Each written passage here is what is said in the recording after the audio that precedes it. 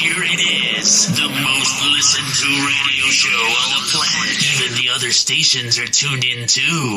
Hi, this is Jeff Joyner. You might know me as Coaster Dad or Logan's dad from Coaster Kids. You're listening to the Coaster Challenge podcast. Hi, I'm John. And I'm Tyler. I'm a Coaster Kids ambassador. And you're listening to the Coaster Challenge podcast. I accept the Coaster Challenge. I accept the Coaster Challenge. I accept the Coaster Challenge. I accept the Coaster Challenge. I accept the Coaster Challenge. I accept the Coaster Challenge. I accept the Coaster Challenge. I accept the Coaster Challenge. I accept the Coaster Challenge. Do you accept the Coaster Challenge? What is the Coaster Challenge? A group of regular people that went from fearful to fearless, all from riding roller coasters. So please secure your hats and glasses. It's time to take the Coaster Challenge with your hosts, David Cantu and JD Prescott. Hey, how's it going, JD? It's going great, David. How are you? Well, I'm doing all right. What can I say? What can I say, man? Well, happy Friday. The weekend. Yay. I always enjoy the weekends. It's really been one crazy week, I will tell you. Work has just been in overdrive this week. I mean, it's amazing, the comparison. I know that we talk about this in previous episodes, but you just can't stop comparing from last year, because at this time last year, we were still in complete shutdown. I was sitting at home twiddling my thumbs. Yeah, I just been sitting around trying to think what to do here. Can't do anything. Everything's shut down. But then all of a sudden, what a 180 from a year ago. Now, It's like everybody's playing catch up. And I have just, in my profession, outside of coasters and outside this podcast, as I'm a property manager for commercial properties, and we have just been booming in rental demands and all this stuff, and it's just been crazy. Real estate boom is just crazy right now. It's like, OMG. It's like, but I'm glad that things are really picking up. I mean, people are spending money. Especially if you're improving. I guess this pandemic really made people want to do some major home improvement projects there, because people have been spending money, which is a good thing. We need people spending money, but a lot of people are also planning vacations. I think almost every American in this country right now is planning to travel somewhere this summer. Oh yeah, I bet you they're sick of seeing their same four walls. Yeah, because I already know I'm going to Florida this October. And Lucky. It's definitely going to be a well-deserved vacation I'm going to be needing after what I've been going through this past couple of months. But yeah, I'm just glad that everybody is just back to work. Everybody is just staying busy, planning to travel. They're planning big summers. I think this is going to be, when fall comes this year, it's going to be, I think the holidays this upcoming season is going to be better. Yeah, much better. But anyway. We can actually spend it with family. Yeah, exactly. You get to see your family. That's sure. In person, not on a video screen. Yeah. In person. Virtual turkey from last year. Oh, yeah. Well, anyway, so we've got a very exciting guest. In fact, this is a really special episode because Jenna, who's our West Coast co-producer and correspondent, this is going to be her inaugural interview for the first time on our podcast. She's been doing a lot of work behind the scenes. I know a lot of you you've heard of Jenna in our second episode, but she's finally she's done some behind the scenes work for us, but now she's actually stepping in. She's finally going to start doing some interviews, and she's got her first interview this week. Oh, that's right, Mike. Yeah, she's interviewing, I wouldn't say a coaster enthusiast, but definitely was a former theme park employee. Mike Pass, he used to work for the original Magic Mountain. He knows so much about the park. And I think it's going to be a really fun episode to hear some of the things about Magic Mountain in a more detailed way that you and I never got to experience. Oh, exactly. I mean, I remember from my cousins telling me that back in the 80s, it was Six Flags Magic Mountain. It was in the 80s when early 80s, I think it was Six Flags had purchased the park, but it was originally just Magic Mountain, all from the 70s down. And that park has really gone through a transformation over the past few decades. Really one of the greatest parks in the West Coast. And so I'm really glad that Mike is on the podcast today with Jenna. And but right now, it is time, JD. It's time to do our lovely segment called the YouTube Highlight Clip of the Week. YouTube Clip of the Week.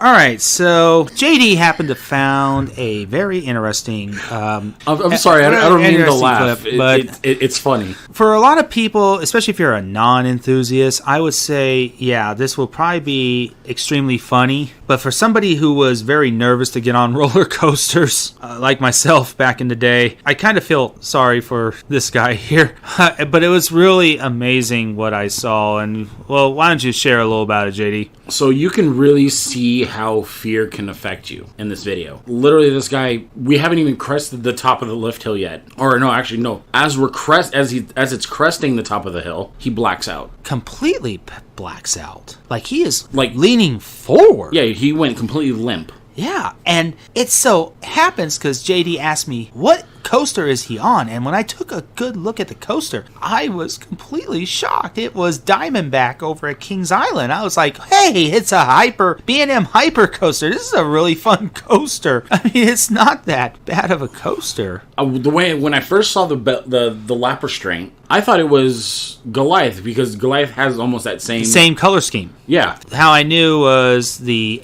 clamshell restraint, which Goliath ever at Magic Mountain, because Magic Mountain Goliath is not a B&M, but the B&M hypers, these are much better hyper coasters than what we have over at Magic Mountain. This guy literally blacked out, right as JD said, right as they were cresting the hill, right? Then they make that first drop, and all of a sudden he wakes back up. And he's all panicked with arms up. And then all of a sudden, he blacks out again. Then he wakes up. It's like, then down, and then and down, and and down. I'm like, how many times can you black out on a coaster? Apparently it's almost like, it's like, how many licks does it take to get to the Tootsie Roll center of a Tootsie Pop? Well, the owl did 3, but he did 5. Yeah, 5. He blacked out 5 times on Diamondback. And then right at the end, after you do that helix and then you go down that last drop or you go through the water and right toward the end, what does he do, JD? He vomits. He completely vomits off the side of the coaster. And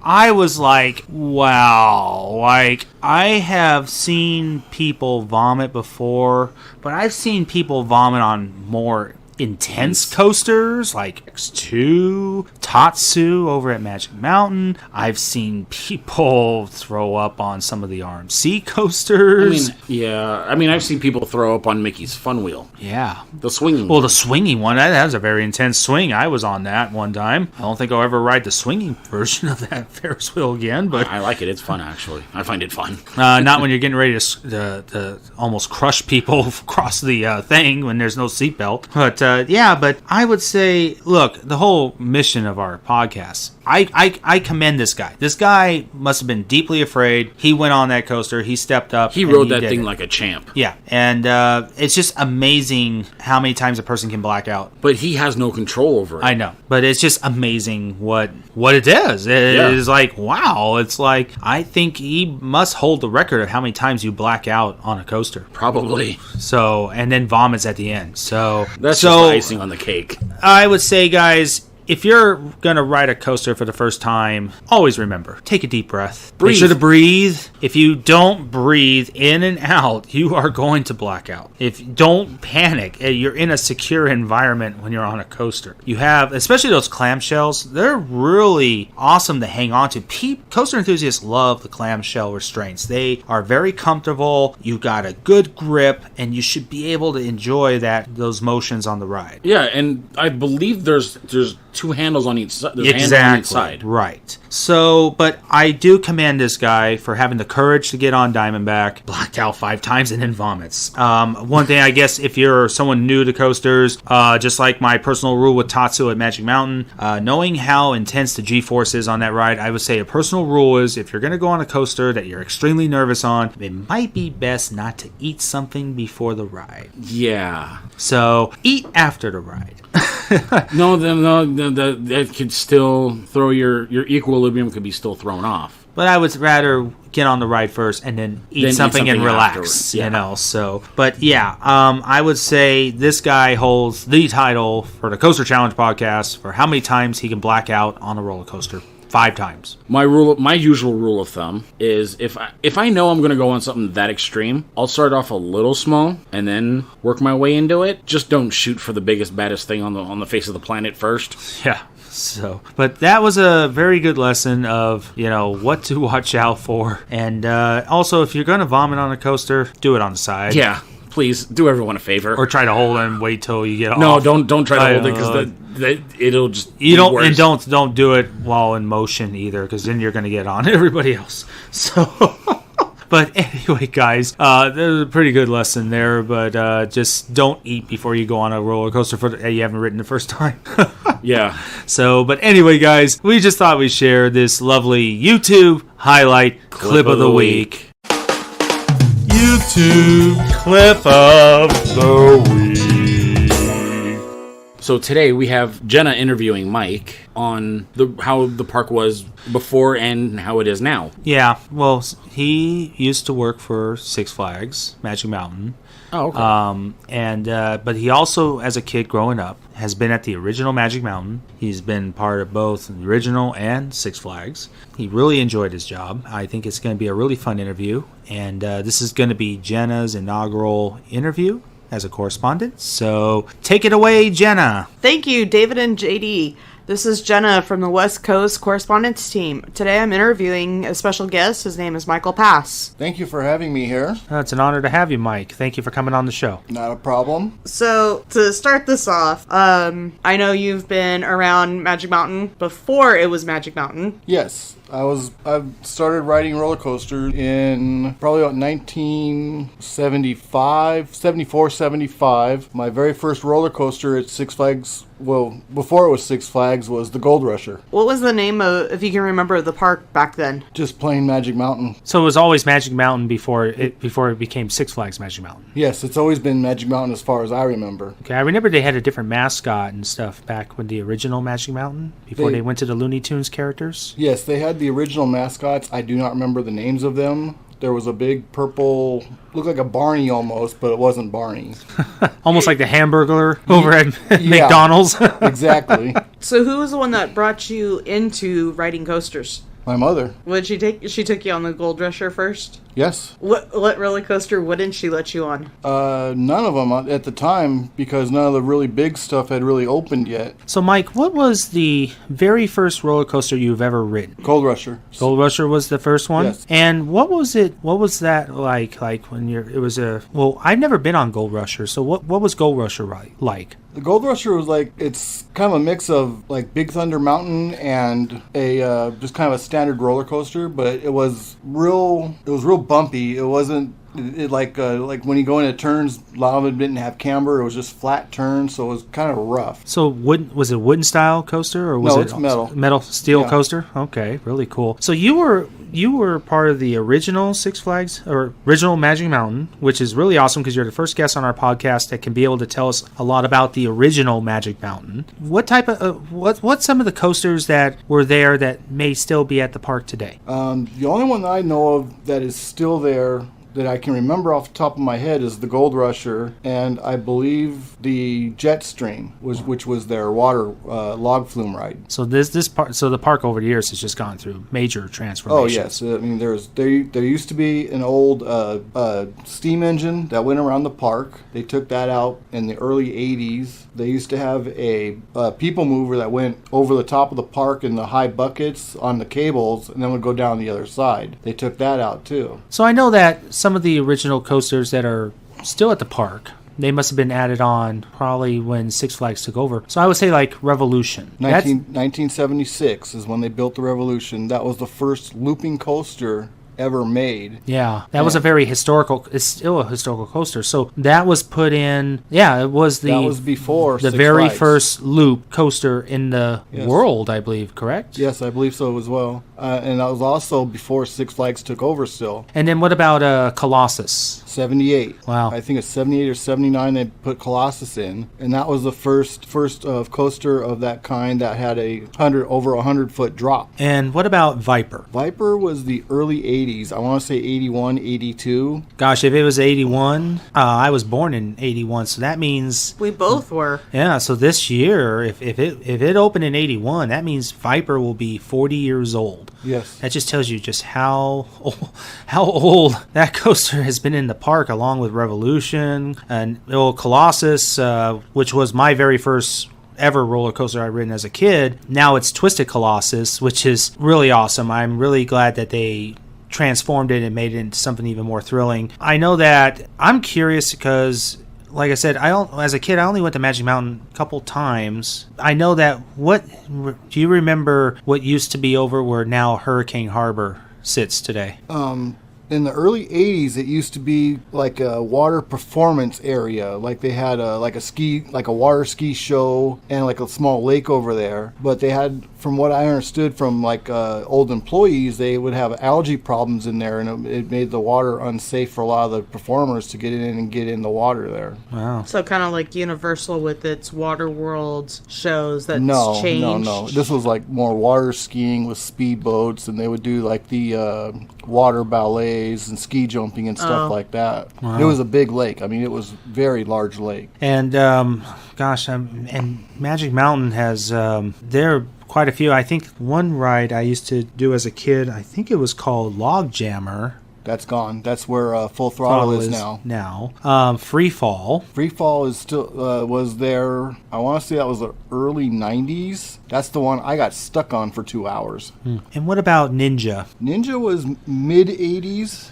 and that was the swinging coaster. That was all, of course, after Six Flags took over. Once Six Flags took over, they took out quite a few of the older rides to make room for the bigger rides, obviously. Yeah, and I remember, today it's now called Apocalypse, which is the other wooden coaster that's in the very back left corner of the park. That's where now the new West Coast Racers was recently built. But I remembered that they used to have Deja Vu over in that area. Was it exactly near Apocalypse? It was next door. It was literally right on the other side of Apocalypse. And then Deja Vu had a lot of mechanical issues, and the park decided to tear it down and move it to a different park. Yeah, it's now Six Flags New England now holds, that's right. And now it's called Goliath, I believe, over in Six Flags New England, which I never got a chance to experience Deja Vu, but hopefully I haven't been to Six Flags New England yet, so I'm hoping to get a chance to be able to ride that coaster, knowing that it came from Magic Mountain. So you used to work for Six Flags. I did merchandising.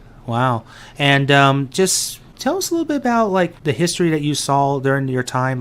When did you work? I worked there the year before they built Superman. I was talking to a guy who was one of the mechanics there, and we were talking, and he was talking about they were going to make Superman an actual roller coaster, not just the up back. But the physics just weren't in the making to make the ride be able to make a safe stop. So that's why they decided to make it the way it is. You got to be there. You got to see behind the scenes of what it's like. I never got a chance to work for the theme parks. Maybe someday I may still apply just to be able to see what it's like to be able to work for the parks. But I guess the one question I have, and it's been shut down for so many years, and I've been on it one time, and I think it was in 1999, I believe. But it was the observation tower that's still there, the orange tower. That seems to be like the symbol of Magic Mountain. And it's been shut down, 20 plus years. I'm wondering, I was told, I know it's a viewing tower, but didn't it have a restaurant or something on that tower?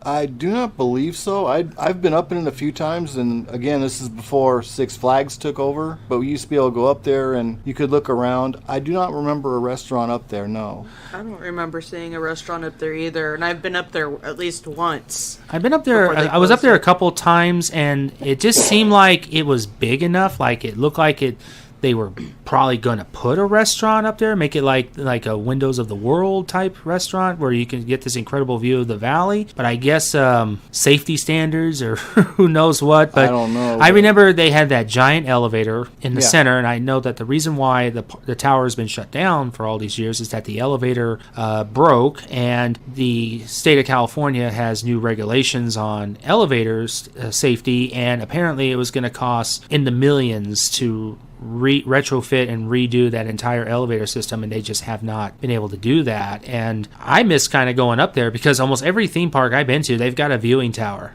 Right. And that's the one thing that I wish Six Flags would start the process of fixing. But I mean, it's if you've ever had a chance to view that, to get that view spot, it's an incredible view of the Santa Clarita Valley. Yeah. And you can see the entire park, which is really nice. Yeah, and you can see out, like if you're going up the 5, you can see up almost all the way up to Castaic too. I mean, it's a beautiful view up there.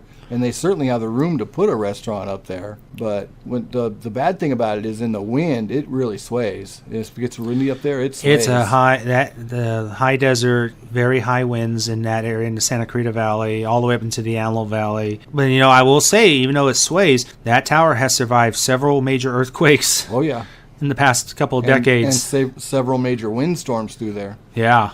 So it's like, well, I will say that.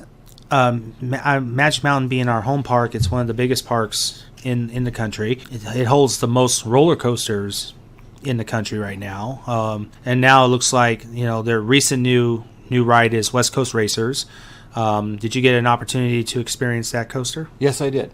And what did you think about that coaster? I really like it. It's really fun. It's an enjoyable. It's really smooth. It doesn't like Viper will jerk you around a little bit because it's an older style coaster. But most of the new rides they put in there are really smooth now. They don't really jerk you around. No kidney breakers anymore. Nothing like that. I really liked it. Now we just got to get your grandson onto it because when we went, he was still a little too shy, a little too short for it. Yeah. Just ever so slightly, but your daughter was on it and she rode it twice. Yeah. She went on it with you, and then we switched out because one of us had to stay with your grandson. Right. And she rode it a second time, and she came off of it feeling nauseous after riding it back to back. And I'm the one who got my daughter into roller coasters. So, speaking of, now that we're talking about roller coasters, so what other parks have you visited over your lifetime?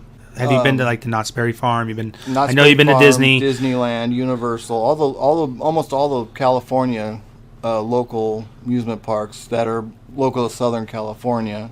Okay, and you have not ventured out at all outside of California to visit any parks? I've been to Six Flags Over Texas once, and I've been to Opryland in Nashville, Tennessee. Oh, nice. And I don't remember. I was pretty young when I went to Opryland. I was only 13, and I'd rotten teenager, so I don't remember much about it.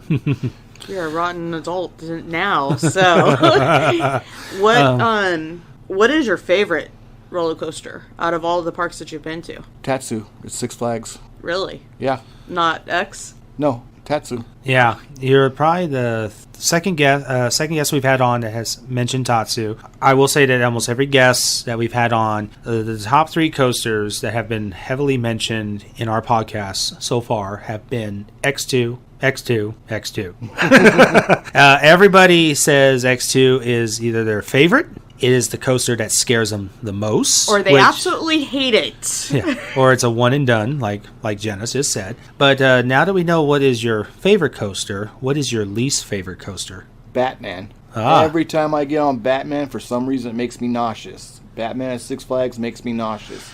I don't know why. That is a very intense B&M invert. I experienced Silver Bullet over at Knott's Berry Farm. That was my very first B&M invert. And that is a very smooth ride, very quiet ride, but Batman really roars, and it's very intense. And yeah, you can feel the G-force on that ride. And it can be a rough ride. Yeah, and then I would say my second least favorite was when it was running was Shockwave. When they had Shockwave at Six Flags, that was the first stand-up that they had. Oh, that's right. Yeah, and that was Riddler's was not the first stand-up. Riddler's was the second. Wow, I've heard somebody mention Shockwave. I totally forgot that they moved it to I believe it's Six Flags Fiesta, and I believe it's still in operation, but I'm not positive about that.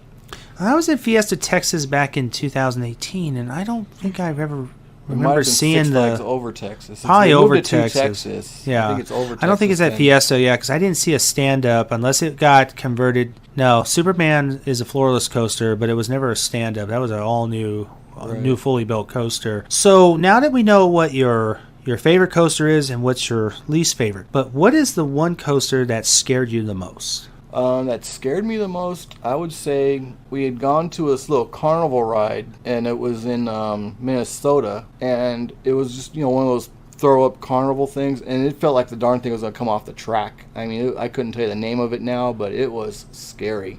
Wow. How old were you when you experienced that? 9 maybe. 9 years old? And man, this thing was rickety. You'd go around a corner and you'd feel like the whole thing was just tilting with you. Wow. Yeah, it was pretty scary. But it was just, like I said, it was just a carnival coaster, so I don't imagine it was put together all that well to begin with. So I will say the one thing with our mission with Coaster Challenge is that our mission here is to help people be able to break their fears. Because when you break your fear, you're able to break anxiety, relieve stress, relieve depression, and in the times that we've been in this past year, I think we can all agree here, the COVID pandemic has really showed how much fear is out there in our country today. It really shocked the heck out of me. Yeah. Just seeing how much people are just so afraid. And it took me my entire childhood, my young adult life, to be able to be brave, to face my fears, and has made me who I am today, a fearless person. And I have spent over 5 years now trying to help one person at a time just be able to break their fears. And I felt like, wow, I think we're making progress here. But then when this pandemic hit, boy, it felt like it's an uphill battle, because I feel like, man, it's like I think everybody needs to get on a roller coaster now and just let it all out in a healthy way, because we're just seeing what's been happening. There's nothing wrong with that. Yeah, and so I guess the key thing I want to say, like, how were you feeling throughout this past year? Because I know that anxiety, depression, stress, everything was, and I know in your current profession today, Mike, you are a truck driver, so you get to travel all over this great country. Yes. So you were fortunate to be able to still work and still be able to provide and help your family and stuff. But I know that there were some really tough times, and how were you going through with all that? I mean, I found ways to self-soothe, if you want to call it, or just get rid of stress on my own and stuff. And it was something that just works for me is like I play video games. That's just what works for me. Stuff like that. Your motocross. I ride dirt bikes still. Fishing. Yeah, there's a lot of just hobbies. Yeah, we managed to keep us busy even with all the parks being closed this past year, just by going and doing the fishing and just kind of taking little trips. Little hobbies.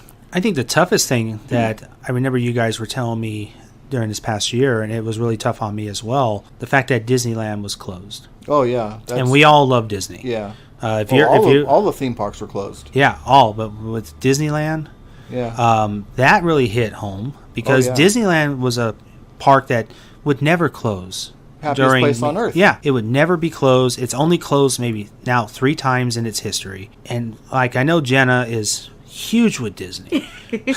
All of us are. Yes. And I know that a lot of people I've heard has taken a toll on them when Disneyland was closed for record history over a year. Yeah. And now it's finally back. It reopened on April 30th, and right now it was at 25%. But gosh, it's amazing, like how much we take life for granted.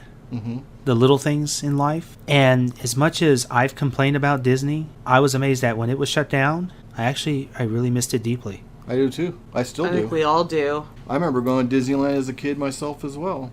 I remember, Haunted Mansion, Pirates of the Caribbean. I remember all those before, they had Johnny Depp in Pirates of the Caribbean and all that. I remember a lot of those original rides. How old were you, would you say, if you can remember, that you went to Disneyland the first time? First time I went to Disneyland, I believe I was around 5. So you were there right with the original Disney. Pretty close. And so you were there way before California Adventure was open. Oh, yeah. It was all parking lot. There was no downtown Disney. I remember when they built California. I think, would you say, like, when you were a kid, Space Mountain? I remember when they built Space Mountain. Yeah. I remember when they were building all that. So the original rides were really Matterhorn, It's a Small World, Haunted Mansion, Pirates, Jungle Cruise. I remember when they built Big Thunder Mountain. I remember seeing all the construction for all that. I was told that was like the most exciting coaster before Space Mountain. Yeah, there was supposed to be something else, some kind of mine car that went it wasn't part of Big Thunder, but it was something similar to that. I don't remember that one.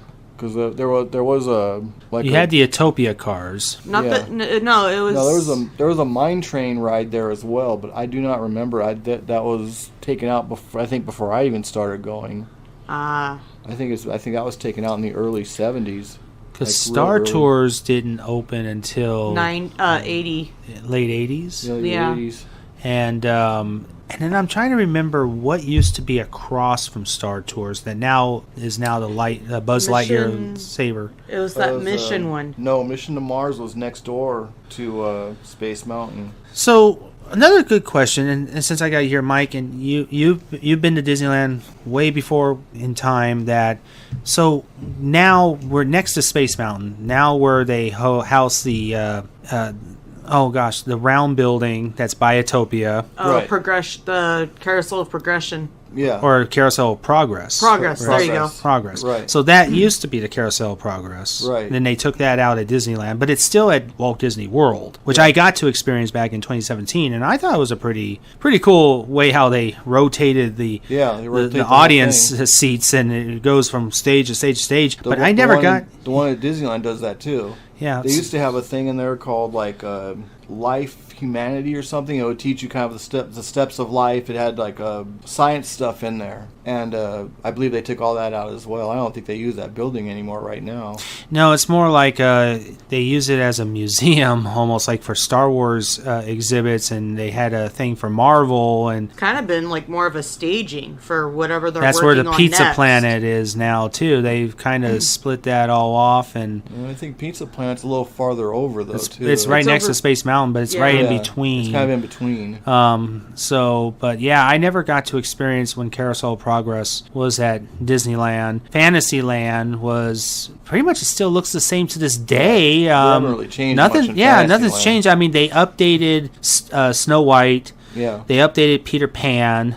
Big Toad's Mr. Toad's Wild Ride. Yeah, I rememred that ride back in the day used to be a really crazy ride, and then there was an incident where a kid got seriously hurt. I think so. And they had to slow that ride down. And I remember I did get to experience the crazy original version of that ride, and then I got to see the newer version, which was kind of boring, I felt. But I think the greatest addition we've seen in the Fantasyland area was Toontown. Yeah. And they added Toontown past It's a Small World, where we got to see Roger Rabbit's Crazy Taxi, and then they have a roller coaster over in that area.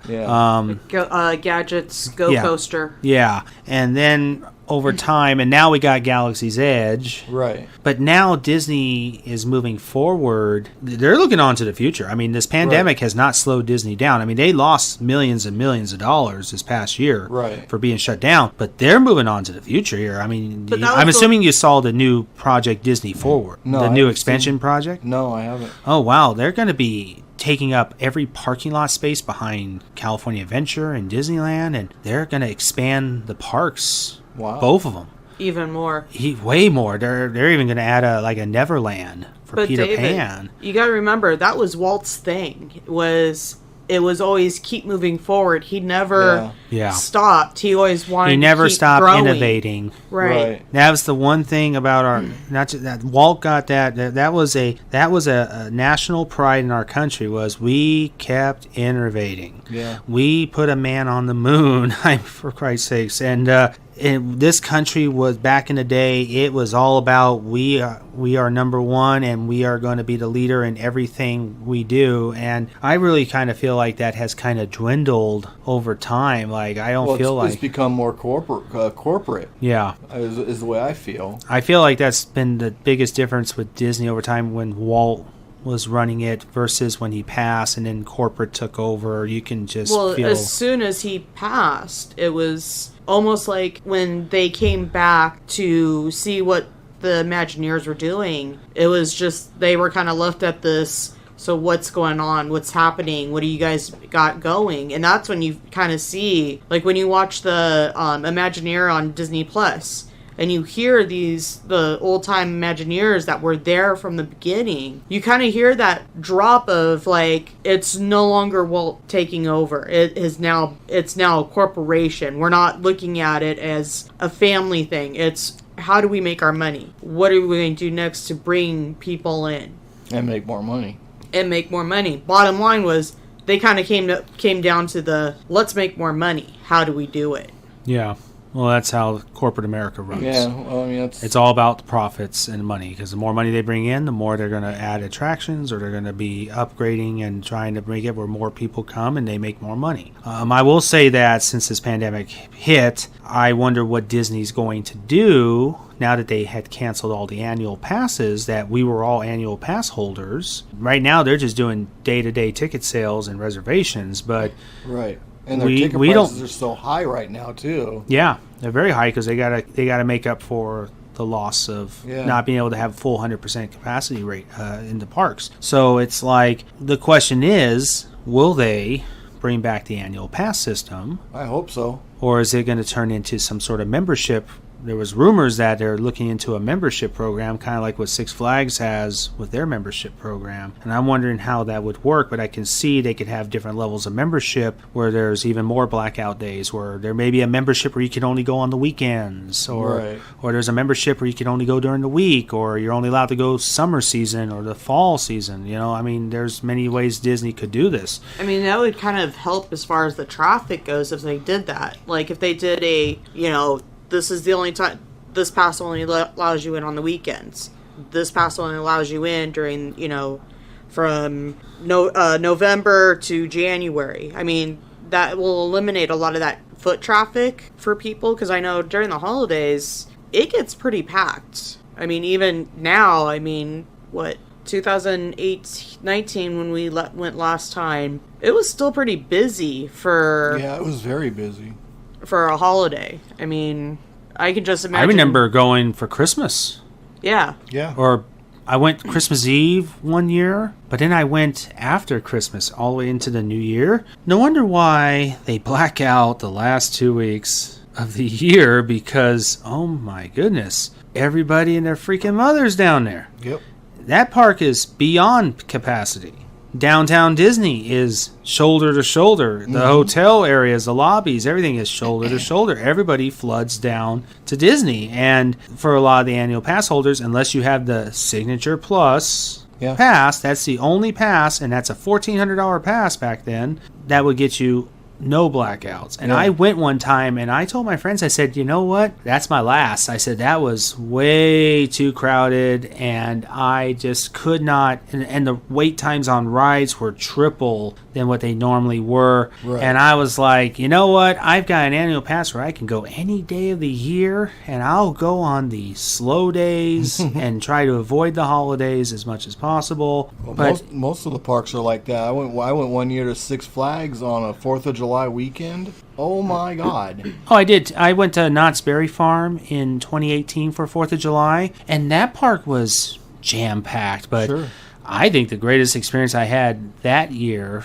4th of July, was my buddy and I got on hang time, and we were going up the lift hill, and when we got up to the top, it was 9 o'clock at night. It was just right before the fireworks show was about to start at Knott's. But when you hang at the top, when we got up to the top, you could see all of Orange County and LA, and there were nothing but fireworks going off everywhere, and it was the most incredible sight. I wish I had my GoPro cam or something to capture that, what I saw, because that was just a really incredible sight. Right. That's all timing too. Yeah, it's just like people said, like when you ride Thunder Mountain at Disneyland during the fireworks show, you got to time it just right when you go through those certain when you go up the lift hill or you're going through the mountain areas, you see the fireworks just beautiful in that time. Yeah. Just like when you stand at Galaxy's Edge by the Millennium Falcon, if you're in right on that upper deck, right where the view of the ship is, you would see the fireworks perfectly centered. It's like the way how they designed the layout of the park. They made it wherever the fireworks were setting off, no matter where you stood in the park, the fireworks show just looked fantastic. Right.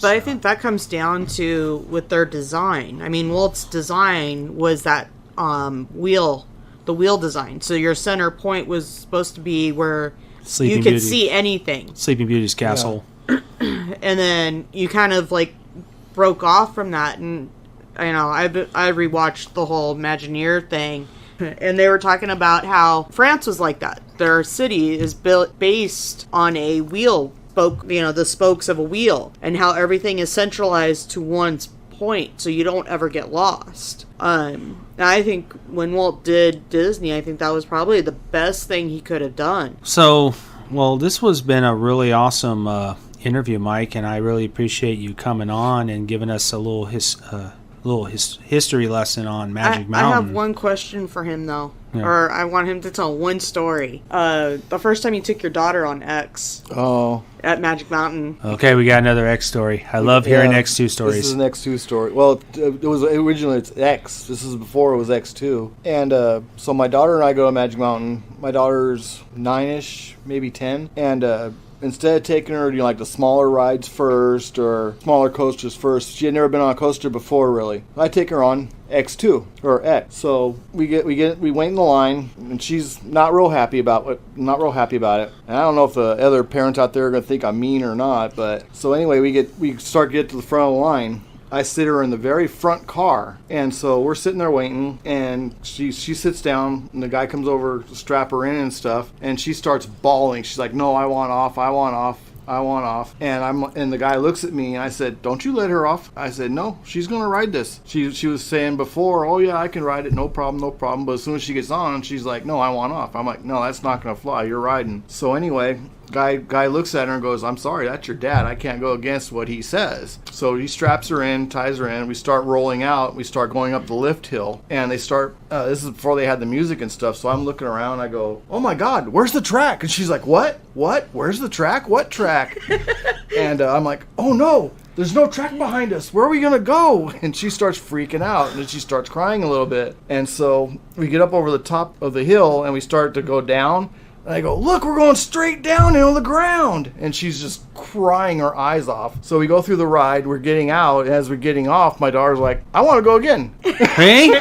See? Uh-huh. That's been the biggest thing with people when they're afraid to get on. That was like me. It's like one thing, it's like you don't know what you're going to experience. The one thing about X2 is you're going backwards, so you can't see ahead of you what's going to happen. It's the lack of control. Yeah, so like roller coasters can be predictable. They're all predictable. Yeah, and it's a controlled environment where you'll know exactly where it's going to turn. You know exactly how fast it's going to go. You know when you're going to flip upside down. The one thing I would tell someone who's never ridden a roller coaster before is that you have to remember these things were all engineered and designed and tested to massive extent before they let people ride them because of liabilities, obviously. So they're not going to just open a ride and throw people on it. These rides have been tested and proven. So I feel like if I had never ridden a roller coaster before, I wouldn't go like a Carnival and get on some of their coasters because they're not up to the standards of Magic Mountain, Six Flags, Disneyland, Knott's, Universal, any of those, because they all have very high standards. But I would go, if I had never ridden a roller coaster before, I would feel safe going to almost any amusement park in this country and getting on a top fuel, dragster roller coaster, any kind of a top fuel, top end coaster, high end giga coaster, whatever, because they're tested and tested and tested again so frequently that the maintenance on them is so high. They do so much maintenance on them. I would have no problem. Yeah, exactly. Amen. And that's great advice. And glad you're one of the first ones, especially somebody who's worked for the parks, has seen it firsthand how the engineering and everything is all done with these coasters. I was friends with 2 or 3 of the mechanics that were there when I worked there, and those guys say they test those rides so much. You don't even realize how often those things are tested. They are tested every morning before anybody gets there. They are tested every night after everybody leaves. They are tested like when they were during the pandemic. I don't believe they were testing them because of the pandemic, obviously, but they are tested daily, nightly, and then daily again. They start all over in the morning and start testing them again. They are tested frequently. Even when a new coaster is being built and before they even open it, it to the public. The state requires them to run that train so many times before. I believe it's in the hour. I believe that's to run for so many hours in the test phase before they open it. I'm pretty sure that's what the maintenance guy told me. It has to run so many hours empty before it can be open to public. And that includes the water dummies that they put on there for weight to make sure it's going to handle. Exactly. That is, and I really appreciate you sharing that advice to our listeners, and that you're the first one to actually explain that in a more mechanical engineer experience, which is awesome. And yes, and I really want to thank you so much, Mike, for coming on the show and sharing us your opinions, and love hearing the stories about it, especially like with Magic Mountain, the old school Magic Mountain, because I never got to see what the original Magic Mountain was like. A lot of people didn't, because I believe it was the 80s, like early 80s when Six Flags bought it. I don't remember exactly. And they did an excellent job when they bought it. They put a lot of good stuff into it. They put a lot of money into it. And I feel a lot of stuff they took out, is sorely missed, but they've definitely made improvements. Yeah, yes. And Magic Mountain has had its ups and downs in the past decades. I know in the 90s, they were going through a rough patch for a while. I mean, Six Flags literally went into bankruptcy mode one time, and they were actually going to close Magic Mountain. Yes. They were going to close it, and I think the city of Santa Clarita came in and helped save the day. I think it was Valencia, but one of the cities came in and helped them out immensely. And so I believe the city has gone partnership with Six Flags. I think so. And it was mainly because back in the 90s, I remember that there used to be a lot of fights. There used to be a lot of... the family environment of the park during a small period of the time. It got rough. It got really rough, and to the point where families were going away. They were going to Knott's, they were going to Universal, they were going to Disneyland. And so Six Flags had to turn that around, and Valencia was always part of the city of Santa Clarita, as part of Santa Clarita Valley, but they stepped in as partners, and I could tell they had really cleaned up the park. They've really... When I returned back in 2015, and I hadn't been there in like 20 years, and I was like, wow, the park was really cleaned up last time I was there, and I was like, this is really nice. Yeah, really they enjoyed didn't it. have the gang fights and all that stuff. It went back to being a family environment. It's more family oriented. I mean, there's still a lot of stuff when you go in. You go through metal detectors, of course, and stuff like that. Yeah, and they're pretty thorough about searching people's purses for weapons and guns and stuff. So, and we've never had a really serious. I think Magic Mountain did in its history. They had, like I said, the violence part. Yeah. But yeah, it was because of that had to bring in the metal detectors and stuff. But like I said, there was a lot more to that. I would say after 9/11, and all the terrorist attacks that we've had dealt with from the Oklahoma City bombings and all that stuff. Yes. There a lot of safety measures over the decades were enhanced, and you know what? It has paid off. Parks have been a lot safer. I feel more safer going to a park today. I feel safer going back to Magic Mountain. Right. They've done an incredible job, and I will always be glad to call Six Flags Magic Mountain my home park. Yeah. So. Just to hit on another note, a few of the coasters I've been on outside of California, I've been on Desperado at Nevada State Line. I've been on the roller coaster that used to be on top of Stratosphere in Las Vegas, Nevada. You're the second person to have on a show that have experienced that. And then they used to have another. I've been most of the coasters in Las Vegas. I've been on, which would be Circus, New York. They used to have one in front of the Sahara. Yeah, that's the one coaster I never got to experience was Sahara. That was just like mine. And I was really upset when they tore that down. Yeah. Oh, I was so upset. What about the MGM park? MGM used to have a theme park back there. I've seen it on YouTube. Yeah. I was in that park. I got married in that park. See, like Vegas, I guess we're trying to get into the theme park business, but it's not as back then. Here's a cute thing about Vegas. Back in the 80s, the 90s, maybe early 2000s, Vegas wasn't really a family environment place. It was an adults only destination. Yeah. That's where you go to gamble and throw your money away. Yeah, that's where. That's why the adults version of Disneyland. Yeah, but Vegas. Over time, when Steve Wynn and MGM and these big companies came in, they started transforming the resorts to not just be about gambling, but they turned it into family environment environments where there's attractions, museums, like Circus adding the Adventure Dome, and Stratosphere when it was built. They had that roller coaster, and they had the drop tower, and Big Shot, and then when MGM, like MGM, for those that don't know history in Vegas, but back in the 80s, the MGM resort caught fire. Yeah. That whole resort burnt to the ground, and when they rebuilt that's where MGM, that's where Bally's is now. Yeah, and where MGM, when it was rebuilt, they built that theme park. Mm-hmm. But that theme park didn't last very long. I believe it was 7 years, I think it was. Yeah, but that was during a time when it wasn't family environment yet. Yeah. So Vegas today is and there's so many people moving out. Look at Vegas now has an NFL team. Yeah. Raiders moved out there. They have a professional hockey team. Now they need Major League Baseball. Yeah, that'll be next. And I think if Six Flags or Cedar Fair was to build a theme park in Las Vegas, I think it would be successful this time because so many people are moving to Nevada. Las Vegas has exploded. Or Disney could put something up out there as well. Oh, they could. Oh, they could. They could put another park in Nevada. Sure. It would be a great destination. It's already got the airport. It's got the attractions, the tourist attraction there. Yeah, I could see that someday, but I guess they're still studying to see if it's profitable. Yeah, we'll see. We'll see in the years to come. So, well, Mike, thank you so much. And just for our listeners, where could they find you on social media? Facebook? Yeah. Under Michael Pass. I think it's Mike. It's Mike Pass. Mike Pass. Mike Pass. All right. So, well, thank you so much for coming on. And thank you. Yes, thank you so much. Thank you. I had a good time. You're welcome. And hey, by the way, David, happy birthday too. Oh, thank you. Thank you so much. All right, Jenna. Thanks, Mike.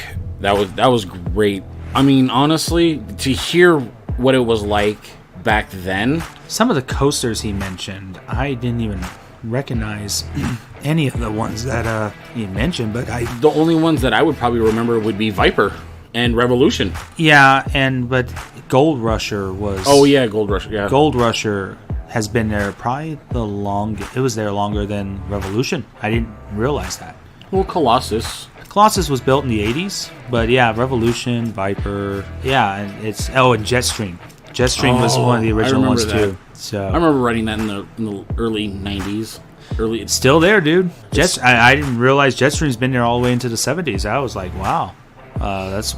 So every time I go to Six Flags now, I'm gonna know that when I see Jetstream, I'm gonna say that's one of the oldest coasters in the water park, I would say. So, but no, Mike, fantastic interview, and thank you for sharing all the knowledge and also some of the advice you have given to our listeners. I just been amazed of how all the people that we've had on, what they have taught everybody about fear and how to face it and how they handle their own personal fears. I bet you he saw a lot of people with a lot of fear working at Magic Mountain. Oh, quite a bit, so, but yes, thank you guys. This was really awesome, and we really want to thank our listeners. We really appreciate all the love and support you've been giving our podcast. JD and I deeply appreciate it. We definitely would love to hear your feedback, and if you have any ideas, or if you have any YouTube highlight clips of the week ideas, please feel free to email us at coasterchallengeusa@gmail.com. You can also find us on Instagram, Twitter, and Facebook. You can message us there as well under Coaster Challenge Podcast. Make sure to tune in every Friday. We got a very exciting episode next Friday. And make sure to share this podcast with your friends and family. And make sure to hit that subscribe button on your favorite podcast network. And until then, guys, this is David Cantu. This is JD Prescott. And we will see you all next week right here on Coaster Challenge. Do you accept the Coaster Challenge?